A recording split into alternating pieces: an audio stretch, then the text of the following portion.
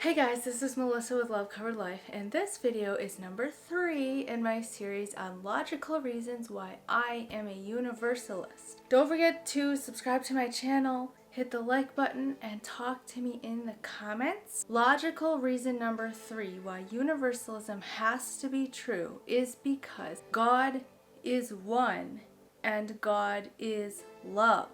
These are two different ways of saying the same thing, and this gets into metaphysics a little bit here. So I just have to ask those of you who don't like New Age sounding language to bear with me, because first of all, some of the New Age language actually has a scientific basis. And secondly, when we are humble enough to listen to others with different viewpoints and different language from our own, what we often find is that we are talking about the same thing using different words. The science of quantum mechanics in recent years has been consistently leading towards the idea that everything that exists is part of one cosmic conscious field of energy that emanated from one source.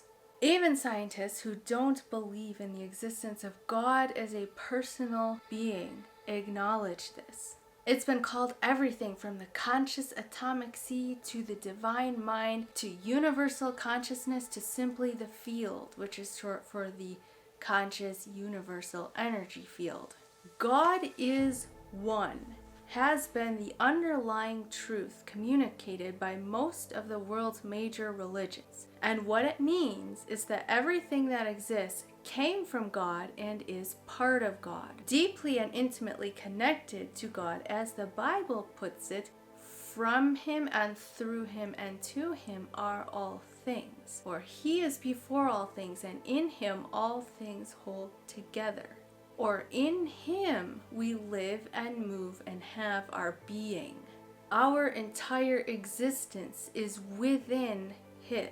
Eastern religion, Christian mysticism, and modern New Age spirituality has been far more willing to accept this concept of God's oneness. But it is also common, at least in New Age and Eastern mysticism, to err on the side of seeing God as an impersonal force or field of energy. You wouldn't know it if you walked into most evangelical churches today, but the Judeo-Christian religion is actually based on God's oneness. The greatest commandment, God is one, love the Lord your God and love your neighbor as yourself.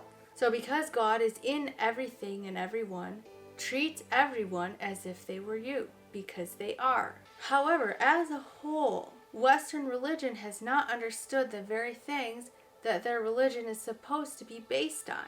Western religion has the benefit of seeing God as a personal being. We get the God is love part, at least theoretically, but we err on the side of not realizing God's oneness. Christians, Jews, and Muslims argue that God is separate and distinct from His creation. But when we get right down to it, that doesn't make sense logically. To say that God is our source of life but is yet separate from us? If we are separated from our source of life, then how do we continue to live? A flower picked from the plant dies. A nursing baby separated from its mother will not survive. A human being thrown out into space, away from the nurturing environment of the earth, air, water, soil, the things upon which we depend, will die.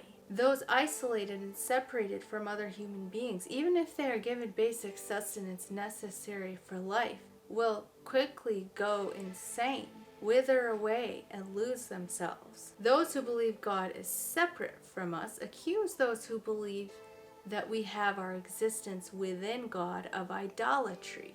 How dare you say that we are God, they would accuse. But if I am guilty of idolatry, so are they. How do we exist separate from God? Is there another source of life sustaining us, or do we sustain ourselves? Because if God is separate from us, then He's not the one sustaining us. So either we are our own God, or there's another source separate from God giving us life. God is the only source of life, and the fact that we are alive shows that we are very much connected to this source. Parts of this source, as a tree is part of a forest, as a star is part of a galaxy. As a wave is part of the ocean, and as a ray of light is part of the sun.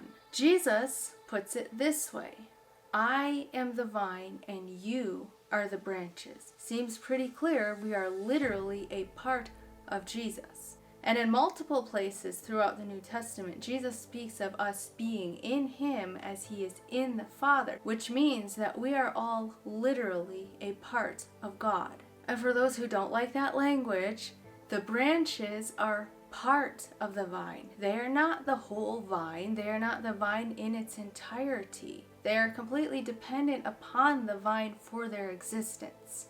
In John 15, verse 6, Jesus says, If you do not remain in me, you are like a branch that is thrown away and withers. Such branches are picked up, thrown into the fire, and burned. So, we cannot exist apart from God, and there is a warning there for anybody who thinks that they can.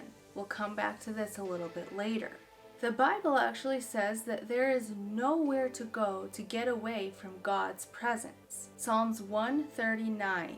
I can never escape from your spirit. I can never get away from your presence. If I go up to heaven, you are there. If I go down to the grave, you are there. If I ride the wings of the morning, if I dwell by the farthest oceans, even there your hand will guide me, and your strength will support me. I could ask the darkness to hide me, and the light around me to become night. But even in darkness, I cannot hide from you. To you the night shines as bright as day. Darkness and light are the same to you. God is in everything, and in life or death, we cannot get away from him because he is in the light and the darkness. And it actually says here that darkness from God's point of view is actually light, which is a whole other topic that we'll come back to sometime in the future. Our very existence is wrapped up in his existence. This is what it means to say God is one. He is it. He is the one existence. All that is exists within the existence of the great I am, or the great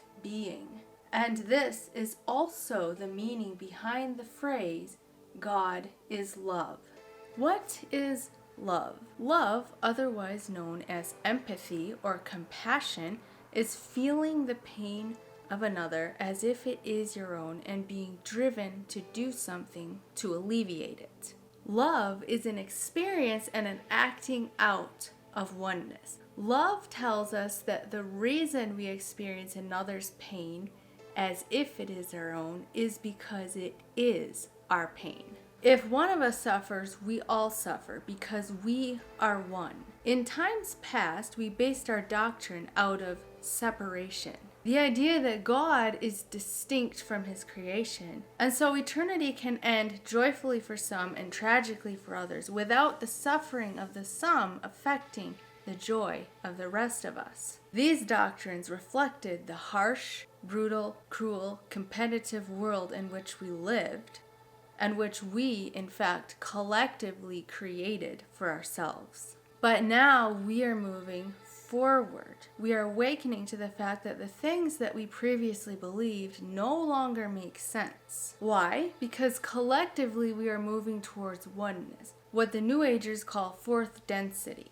We are moving out of third density consciousness, which is self-awareness, into fourth density consciousness of love, which, by the way, is the kingdom of heaven that Jesus talked about. So basically, we are expanding our awareness of ourselves to include our brothers and sisters. Love is a recognition of oneness because what we do to our brother or sister, we are actually doing to ourselves, because they are part of us. We are realizing that when someone suffers, that is our suffering. We are learning to feel each other's pain and take responsibility for it as if it were our own. We are learning that we cannot be truly happy if someone else is in pain, because that person is part of God, part of us. And along with that realization comes the understanding that if even one person were suffering in hell, we would much rather be in hell with that person, so as to do what we could to alleviate their suffering, or at least bear it along with them, than to experience heaven without that person, because there can be no heaven for me if you are in hell. And this right here, in my opinion, is one of the strongest arguments in favor of universalism. Because the moment that one of us would rather suffer in hell to ease someone else's pain and loneliness is the moment that hell becomes transformed into heaven. Because love has come to hell, and that love is an expression of God, a realization of oneness, which are all different words used to describe the same thing, heaven. God is heaven.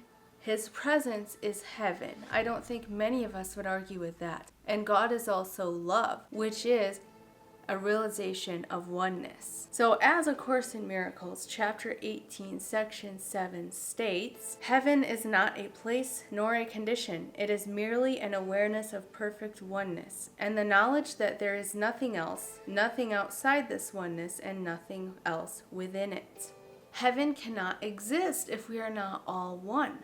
A Course in Miracles also states, the Ark of Peace, which is a reference to the peace of God or the kingdom of heaven, the Ark of Peace is entered 2 by 2. I've also heard it said that heaven is entered through your abusive father or your annoying neighbor or your fair weather friend. The way to heaven is in realizing that you cannot have heaven without them, because they are part of God. They are part of me. We rise and fall together. So we will suffer what is necessary together until we are all purified enough to experience the joy and bliss of heaven together. Because that joy and bliss is God's wholeness and perfection, which is all of us restored to completeness. So what do we learn from all of this? Well, 2 things. Number 1, there is nowhere to go except back to God, because we are all already a part of God. Number 2, heaven can be experienced by all of us or none of us. Because if even one person is suffering, that is our pain. If even one person is lost, that person is part of God. And so God's oneness hasn't been realized, and heaven has not been fully attained. David Bentley Hart says this, between the ontology of creation, ex nihilo, or out of nothing, and that of emanation, we should remember there really is no metaphysical difference worth noting. In either case, whether we are speaking of creation or emanation, all that exists comes from one definite source. God goes forth in all beings, and in all beings returns to himself. In the words of Howard Storm, ultimately it's all about God, and it's all from God and returns to God and is of God, and all this sense of separateness and sin and chaos and evil are all things that we need to work our way through to return to the completeness and perfection of that which is God. In the words of Aaron Abke, the same power that grows a seed into a flower or moves the ocean or shines the stars is the same power that is beating your heart and circulating your blood. And this power is shining within you as the knowledge, I am. In the words of the Psalms that we quoted earlier, where can I go from your presence? Technically, according to this, saying there's nowhere to go but back to God isn't even correct. We can't leave God to begin with. We can't get away from him. All we can do is close our minds to his presence surrounding us and within us. And this is where Jesus' warning comes in when he spoke about branches who remove themselves from the vine being burned up. In 1 Corinthians 3, Paul expounds on this burning. If any man's work which he has built on it remains, he will receive a reward. If any man's work is burned up, he will suffer loss, but he himself will be saved, yet so as through fire. Do you not know that you are a temple of God, and that the Spirit of God dwells in you? If any man destroys the temple of God, God will destroy him. For the temple of God is holy, and that is what you are. So here, Paul states that the Spirit of God is within everyone, even those whose works don't merit a reward. In other words, those who don't realize God's Spirit is within them and live their lives out of their sin nature or their ego, destroying the temple. And if we destroy the temple by living out of our ego and ignoring the Spirit of God that is within us, then the Spirit of God will destroy, and that word means spoil or disintegrate, the ego, so that we, our spirit, which is God within, will be saved as if through fire. The presence of God is an all-consuming fire of love. And because God is one, this fire of love is everywhere. It is inescapable. It surrounds us and fills us. It is what we are. We can enter heaven either by surrender to it or purification through it. And realistically, I think we all experience some combination of the two. As Jesus said, everyone will be salted with fire. God is one, and this means that not only will all of us return to God, but none of us ever left. And the primary goal of this life is to awaken to that fact. Don't forget to talk to me in the comments, guys. Be loved, be happy, be at peace, and thank you for watching.